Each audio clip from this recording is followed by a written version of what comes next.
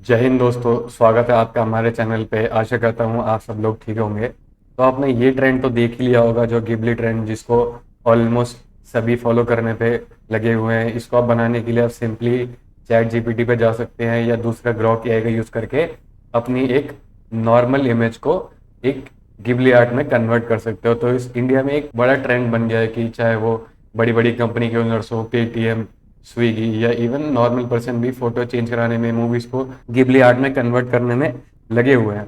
But ये Ghibli art क्या है, किसने शुरुआत की और इसके अराउंड क्या क्या कंसर्न्स है, वो जरा समझेंगे अभी। तो इसकी जो शुरुआत की थी गिबली आर्ट की, वो करी थी एक जापान के आर्टिस्ट है जिनका नाम है मियाजाकी हायाओ। अब ये बेसिकली गिबली आर्ट है क्या?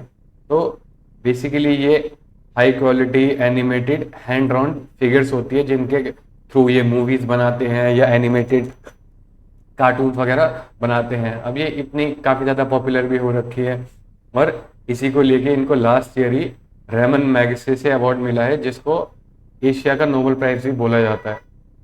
अब जो इन्होंने रिमार्क्स दिए हैं इस चीज़ को लेके, ये जो गिबली आर्ट जो बहुत पॉपुलर हो रहा है एआई के थ्रू, इन्होंने इसके लिए काफ़ी खराब रिमार्क्स दिए हैं, अटरली डिसगस्टेड या even insert to life ills itself.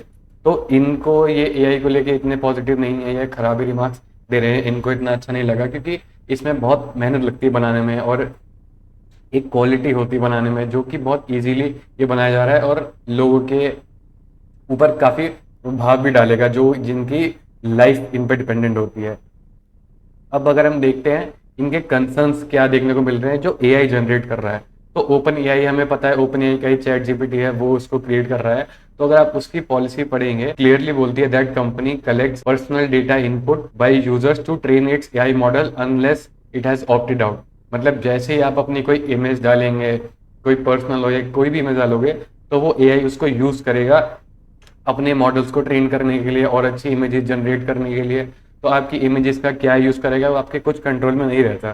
तो यहाँ भी आप देख पाओगे, once you share photos with AI you lose control over how they are use. वो कैसे यूज होंगे, उनका क्या मिस यूज होगा, क्या ट्रेन के लिए यूज होगा, क्या मिस यूज भी हो सकता है, मॉर्फ हो सकती है, इमेजेस बेची जा सकती हैं। इवन कई सारे आप देखोगे कि कई लोग कंसर्न जता रहे हैं कि वो इवन एड्स के लिए यूज किया जा सकता है, टारगेटेड एड्स के लिए बेचा जा सकता है आपका डेटा। तो आपका डेटा एक प्राइवेसी के एक ये रिस्क जनरेट करता है, जो आप कई लोग से बिना सोचे फॉलो करे जा रहे हो, अपनी इमेजेस डाले जा रहे हो।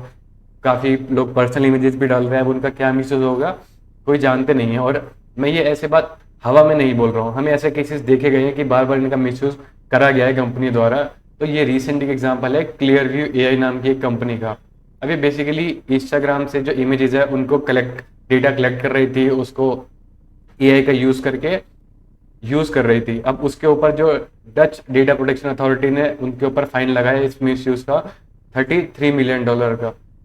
तो ये आपको देखने को मिल रहा है कि कैसे मिसयूज हो रहा है। और सिमिलरली एक आउटा बॉक्स नाम की कंपनी, वो क्या क्या डेटा रखती थी आपके पास, आपका फेशियल रिकॉग्निशन का data, driver licence, signature, scan, club membership data, birthday, phone number, address, ये सारे डेटा वो कलेक्ट करती है और उसका डेटा ही चोरी हो जाता है। अब वो डेटा चोरी होने के बाद कहाँ डार्क वेब पे बेचेगा, डार्क वेब पे कौन उसका यूज करेंगे, किस चीज के लिए उनको टारगेट किया जा सकता है लोगों को, ये अनइमेजिनेबल है। और रिसेंटली इसके फायदे तो अपनी जगह हैं, लेकिन नुकसान की तरफ कोई ध्यान नहीं दे रहा है, उनको सही से काम नहीं कर रहा है। अब रिसेंटली आप देखोगे कि एप्पल ने भी एक एआई एजेंट जनरेट कर रहा है, जो कि डॉक्टर्स के एक कहें तो ऑल्टरनेटिव बन सकता है, कि आपके लिए एक तरीके से पॉकेट डॉक्टर होगा। अभी आपका सारा डेटा कलेक्ट करेगा, ट्रैक करेगा। अब क्या पता इसका भी मिसयूज हो जाए, लीक हो जाए, क्योंकि हम इसके हेल्थ सेक्टर में भी देख के जा चुके हैं कि अभी रिसेंटली एक कनाडा की कंपनी है एफएलओ हेल्थ है, उन्होंने जो डेटा कलेक्ट करा हेल्थ के रिगार्डिंग, इवन वुमेन्स का सेंसिटिव डेटा जैसे कि पीरियड्स का, सेक्स लाइफ का, वो बेचा गया फेसबुक को। तो वो केस देखने को मिल रहा है। और इवन एक 23andMe नाम की कंपनी है, वो जेनेटिक्स डेटा कलेक्ट कर रही थी, अब वो हो गई बैंकरप्ट। तो उसके लिए बिडिंग हो रही है कि जो ज्यादा बिडिंग करेगा उसको वो कंपनी भी मिलेगी और साथ में डेटा भी मिलेगा। तो अब लोग काफी ज्यादा पैनिक कर रहे हैं कि कैसे अपना डेटा डिलीट करें। तो आप ऐसी परिस्थिति में ना आए, इसलिए मैं एडवाइस करूंगा कि आप ऐसे किसी भी एआई को अपना डेटा शेयर ना करें। और अगर कर रहे हैं तो पहले उसकी प्राइवेसी पॉलिसी पढ़े, या एटलीस्ट उसमें ऑप्ट आउट कर लें आप कि वो आपके डेटा को अपने एआई मॉडल्स के ट्रेन करने के लिए यूज़ नहीं करेगा, या आपकी कंट्री में अगर प्राइवेसी लॉज है इतने स्ट्रॉन्ग तो आप ट्रस्ट कर सकते हैं। लेकिन अभी हम जानते हैं इंडिया में इतने स्ट्रॉन्ग प्राइवेसी लॉज नहीं है, तो आप इस चीज़ से बच सकते हैं और एटलीस्ट अपनी प्राइवेट सेंसिटिव इमेज ना शेयर करें। तो बताइएगा कैसी लगी आपको वीडियो। मिलता हूँ आपसे अगले सेशन।